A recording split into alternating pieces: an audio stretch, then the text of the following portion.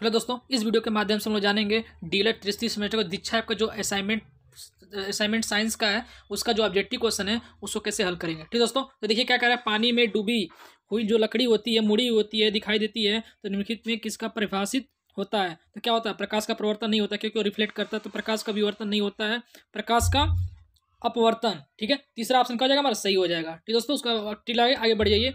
आगे बढ़ने में देखिए क्या रहा है, उत्तल लेंस होता है। उत्तल लेंस क्या होता है, किनारों पर मोटा होता है और बीच में पता नहीं कितना, किनारों पर पतला होता है और बीच में मोटा होता है। ठीक दोस्तों, तो कौन सा ऑप्शन सही हो जाएगा, दूसरा ऑप्शन हमारा सही हो जाएगा। ठीक दोस्तों, अब देखिए सूर्य से आने वाली प्रकाश की किरणों में केंद्रित करने के लिए किस दर्पण का प्रयोग किया जाता है, किस दर्पण का, अवतल दर्पण का प्रयोग किया जाता है। ठीक दोस्तों, अगला देखिए वाला क्या कह रहा है कि उत्तल दर्पण में परावर्तक तल होता है, कौन सा होता है, उभरा हुआ, धंसा हुआ, क्या होता है, देखिए उभरा हुआ होता है। ठीक दोस्तों, अब आगे देखिए क्या कह रहा है, प्रकाश का नहीं, प्रकाश का एक प्रकार का ऊर्जा होती है, कौन सी ऊर्जा होती है, देखिए सहायक बोलने में कौन सी होती है, बोलने में होता है वो नहीं होता है, देखने में बहुत ज़्यादा सहायक होता है। ठीक दोस्तों, कि हम लोग प्रकाश के तरह से देख सकते हैं। ठीक दोस्तों, अगला देखिए क्या कह, निम्न में से कौन सा प्रकाश का प्राकृतिक स्रोत है, कौन सा है, सूर्य का प्रकाश होता तो सूर्य मार देंगे। ठीक दोस्तों, आगे बढ़ जाइए। अगर कहा किसी बिंब का अवतल दर्पण द्वारा प्रतिबिंब आभासी सीधा तथा बिंब में बड़ा पाया गया तो वस्तु की स्थिति कहाँ होनी चाहिए। देखिए मुख्य फोकस पर, वक्रता केंद्र के बीच में, वक्रता केंद्र पर, वक्रता केंद्र के परे पर, और दर्पण के ध्रुव तथा मुख्य फोकस के बीच में। तो कौन सा हो जाएगा, चौथा ऑप्शन हमारा सही हो जाएगा, दर्पण के ध्रुव तथा मुख्य फोकस के बीच में। अगर देखिए ट्रक के हेडलाइट में किस दर्पण का उपयोग किया जाता है, ट्रक के जो हेडलाइट होते हैं उसमें किसका उपयोग किया, उत्तल दर्पण का, अवतल का, समतल का, सभी दर्पण का, सभी का नहीं होता है, अवतल दर्पण का यूज करते हैं, चूंकि लंबी दूर तक देखना रहता है तो इसीलिए अवतल दर्पण का प्रयोग करते हैं। तो दोस्तों अगला देखिए क्या कह रहा है, दो माध्यमों के अलग करने के पृष्ठ की प्रकाश की किरण अविलंबित आपतित होती है जब अपवर्तन का कोण क्या होगा।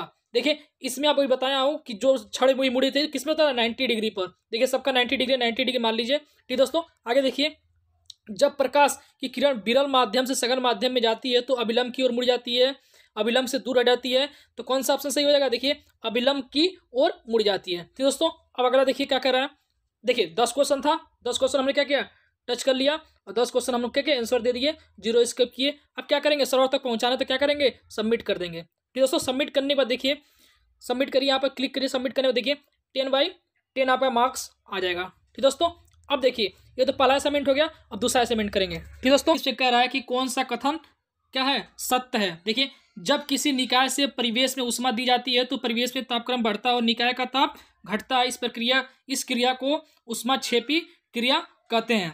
दूसरा क्या कह रहा है, किसी परिवेश से निकाय को ऊष्मा प्राप्त होती है तो परिवेश का तापक्रम घटता है और निकाय का तापक्रम बढ़ता है, तो इस क्रिया को क्या कहते हैं, ऊष्माशोषी क्रिया कहते हैं। ठीक है, क्या ये दोनों कथन सत्य हैं, तो दोनों सत्य होंगे तो क्या होगा, सत्य हो जाएगा, और इसमें से कोई नहीं तो कोई नहीं, तो हमारा क्या है, ऊष्माक्षेपी क्रिया भी है, ऊष्माशोषी भी है, तो दोनों हो जाएगा, ये सत्य हो जाएगा। फिर आगे बढ़ जाइए, आगे क्या करें, किसी विशिष्ट ऊष्मा सबसे अधिक होती है, किसकी विशिष्ट में सबसे अधिक, जल की सबसे ज्यादा होती है विशिष्ट ऊष्मा। ठीक दोस्तों, अगर ये क्या करें, निम्न में से कौन सा संबंध सही है, 1 कैलोरी बराबर 4.186, 1 जूल बराबर 0.24 कैलोरी, 1 किलो कैलोरी बराबर 1000 कैलोरी, उपयुक्त सभी।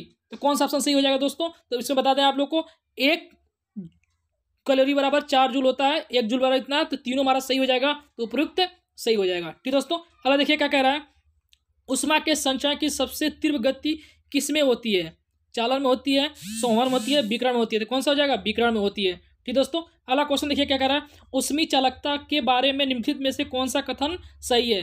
देखिए कथन सही करना, देखिए हमको क्या करना है, सबसे जो छोटा होगा उस नहीं, सबसे बड़ा होगा, फिर उससे छोटा, फिर उससे छोटा, तो देखिए इसमें से मिलान करिए, तो इसमें कौन सा हो जाएगा, स्टील, लकड़ी, पानी, स्टील, पानी, लकड़ी। देखिए आ गया, मिल गया ना, कौन सा चालकता, मतलब सबसे पहले स्टील में सबसे ज्यादा होता है, फिर पानी में, फिर लकड़ी में, इसको हम लोग क्या करेंगे, क्लिक कर लेंगे। ठीक है, अगला देखिए क्या कह रहा है, निम्नलिखित तरंगों में से किसी उष्मी ऊर्जा की तरंगे कहा जाता है, किसे कहते हैं, रेडियो तरंगे, औरक तरंगे, परावैंगनी तरंगे, दृश्य तरंगे, तो इसमें कौन सा, औरक्त तरंगे हो जाएगा। ठीक दोस्तों, आगे बढ़ जाइए, अगले क्या कर रहा है कि एक कमरे में धातु की मेज पर गर्म चाय का 1 कप किस प्रकार की ऊष्मा खो देता है।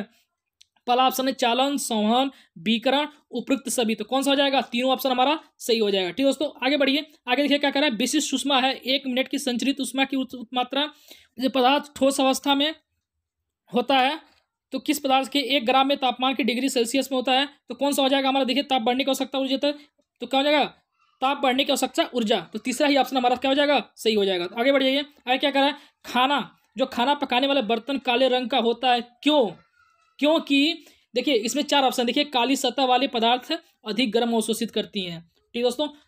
काली सतह वाली पदार्थ अधिक गर्मी को परावर्तित करती हैं, काली सतहों को साफ करना आसान है। अब चौथा क्या कर रहा है, पाठ की सामग्री को नुकसान नहीं होता है। देखिए तो पहला हमारा क्या हो जाएगा, अधिक गर्मी अवशोषित करता है। देख कपड़े पहनते हैं ना, गर्म कपड़े, जब गर्मी अवशोषित करने के लिए क्या करते हैं हम लोग, काले कपड़े पहनते हैं, कब, ठंड में, ठीक दोस्तों। अब देखिए अगला क्वेश्चन क्या कह रहा है कि विशिष्ट ऊष्मा का मात्रक क्या होता है, विशिष्ट ऊष्मा का मात्रक होता है जूल प्रति किलोग्राम डिग्री सेल्सियस होता है, ठीक दोस्तों।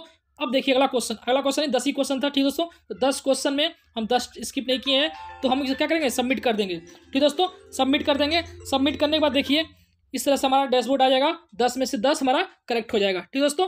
इसी तरह से हम लोग तीसरा असाइनमेंट अभी कर लेंगे, तीसरा भी कंप्लीट कर लेंगे, ठीक दोस्तों। अब आइए तीसरे पे चलते हैं। सबसे बड़ा वन्य जीव अभ्यारण्य कहाँ है, पहला दिव्यांग घाटी, केदारनाथ वन्य जीव, देखिए दूसरा ये केदारनाथ वन्य जीव अभ्यारण्य, ठीक है। ग्लोबल वार्मिंग में संभाव्यता मापने के लिए किस गैस का उपयोग किया जाता है, तो कौन सा गैस उपयोग किया जाता है, कार्बन डाइऑक्साइड का यूज किया जाता है, ठीक दोस्तों। आई होप ये बात आप लोग को समझ में आ रहा है। फिर क्या करेंगे, आगे बढ़ जाएंगे, ठीक दोस्तों। आगे बढ़ने के बाद देखिए क्या कौन सा क्वेश्चन आ रहा है, अम्लीय वर्षा ऐतिहासिक इमारतों की नुकसान करती है, कौन सा ऐसी प्रतिक्रिया का अंतिम उत्पाद कौन सा होता है, जिप्सम होता है, कौन सा होता है, जिप्सम होता है, ठीक दोस्तों। अगला क्वेश्चन चलिए ट्राई करिए, परिकुलम वन्य जीव अभ्यारण्य किस प्रदेश में है, किस प्रदेश में है, तमिलनाडु में है, ठीक दोस्तों। कहाँ पर है, तमिलनाडु में है। आगे बढ़ जाइए। अलग कर रहा है क्लार्क बी बोर्निंग, जो पुरस्कार होता है किससे मिलता है, खेल संबंधित से मिलता है, ठीक दोस्तों। अगला क्वेश्चन क्या कर रहा है, SMOG का निर्माण होता है किससे होता है, कोहरे से और धुएं से होता है, तो कौन सा ऑप्शन है, थर्ड ऑप्शन हमारा सही हो जाएगा, ठीक दोस्तों। आगे बढ़ जाइए। निम्नलिखित में से कौन सा प्राथमिक प्रदूषक है, प्राथमिक प्रदूषक कौन सा होता है हमारा, SO2 CO NO2, देखिए इसको बोलते हैं सल्फर डाइऑक्साइड, दूसरे को कार्बन मोनोऑक्साइड, तीसरे को नाइट्रस ऑक्साइड, जो हंसाने वाली गैस होती है। इसमें कौन सा हो जाएगा, उपयुक्त सभी हो जाएगा। जितनी भी गैसें होती है वो बहुत हानिकारक होती है, जो प्रदूषक करती हैं, ठीक दोस्तों। तो कौन सा ऑप्शन हमारा सही हो जाएगा, चौथा ऑप्शन सही हो जाएगा, ठीक दोस्तों। इसको आगे बढ़ जाइए। ओजोन है, ओजोन क्या है, एक प्रकार का परत होता है, जो ओजोन परत होता है, जो परावैंगनिक किरणें आती हैं सूर्य के प्रकाश से, उसे क्या करती है, रोकती हैं, ठीक है। इसे हम लोग क्या कहेंगे, परत कहेंगे, ठीक दोस्तों। इसमें कह रहा है किस देश में सर्वप्रथम अम्लीय वर्षा हुई थी, तो आपको बता दें इंग्लैंड में सबसे पहले अम्लीय वर्षा हुई थी, जो, ठीक दोस्तों। अब देखिए आगे बढ़िए। अम्लीय वर्षा में कौन सा अम्ल पानी के साथ वर्षा के रूप में बरसते हैं, देखिए तो कौन सा ऑप्शन हो जाएगा, हाइड्रोजन सल्फ्यूरिक अम्ल और हाइड्रोजन नाइट्रेट, ठीक है। तो तीसरा ऑप्शन हमारा कौन सा जाएगा, सही हो जाएगा, ठीक दोस्तों। अगर देखिए सबसे अधिक हानिकारक ग्रीन हाउस गैस कौन सी है, तो आपको बताया क्लोरोफ्लोरोकार्बन होता है, जो CFC के नाम से जाना जाता है, ठीक दोस्तों। अगला देखिए क्या कह रहा है, ग्रीन हाउस गैस कौन सी है, ग्रीन हाउस गैस कौन सी है, ग्रीन हाउस गैस होती है मेथेन और कार्बन डाइऑक्साइड होती है, तो कौन सा ऑप्शन सही हो जाएगा हमारा, पहला ऑप्शन सही हो जाएगा। अगला देखिए क्या कह रहा है, किसके उत्सर्जन से अम्लीय वर्षा होती है, तो इसमें आ जाएगा नाइट्रोजन और सल्फर के ऑक्साइड से मिलने से क्या होती है हमारा, अम्लीय वर्षा होती है, ठीक है, जिसे हम लोग अमोनियम नाइट्रेट के थ्रू, अमोनियम नहीं सल्फर नाइट्रेट के नाम से जानते हैं, ठीक दोस्तों। अब आगे बढ़ जाइए। निम्नलिखित के वर्षों में से किस परमाणु संरक्षण अधिनियम पारित हुआ था, तो एक कब हुआ था, 1986 में हुआ था, ठीक दोस्तों, 1986 में हुआ था।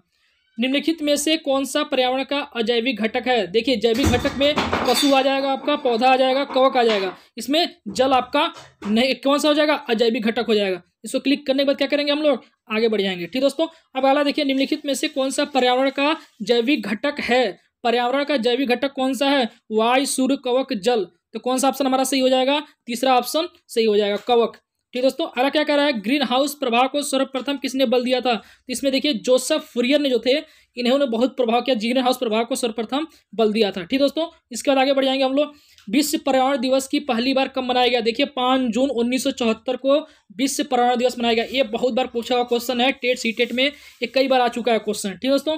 अगला क्वेश्चन देखिए, विश्व पर्यावरण दिवस कब मनाया, देखिए 5 जून बताया ना, 5 जून को मनाया था, तो 5 जून यहाँ पर डायरेक्ट ही आप लोग क्लिक कर सकते हैं, ठीक दोस्तों। अब आगे बढ़ जाइए। आगे बढ़ने में क्या कह रहा है कि पर्यावरण एक अविभाज्य समष्टि है जिसकी रचना होती है, वह क्या है, भौतिक तंत्र है, बिल्कुल सही है, जैविक तंत्र बिल्कुल सही है, भौतिक जैविक तंत्र बिल्कुल सही है, भौतिक जैविक सांस्कृतिक तंत्रों वाले पारस्परिक क्रियाशील तंत्रों से, देखिए बहुत अच्छा क्वेश्चन इसका आंसर आ रहा है। देखिए आंसर तो ये भी सही, भौतिक तंत्र, लेकिन इसमें क्या कर रहा है, पारस्परिक क्रियाशील तंत्रों से होता है, तो हमारा कौन सा ऑप्शन सही हो जाएगा, ये तीनों हटके क्या होगा, सबसे अच्छा आंसर कौन सा मिल गया मेरा, ए हो जाएगा चौथा ऑप्शन, क्योंकि इसने पूछा रचना होती किसके थ्रू रचना होती है, इसके थ्रू रचना होती है। ठीक है दोस्तों, देखिए 20 में 20 क्या हुआ, हम ट्राई किए क्वेश्चन, 20 किए, 20 पूरा टच किए, स्किप 0 किए। अब क्या करेंगे, यहाँ से सबमिट कर देंगे।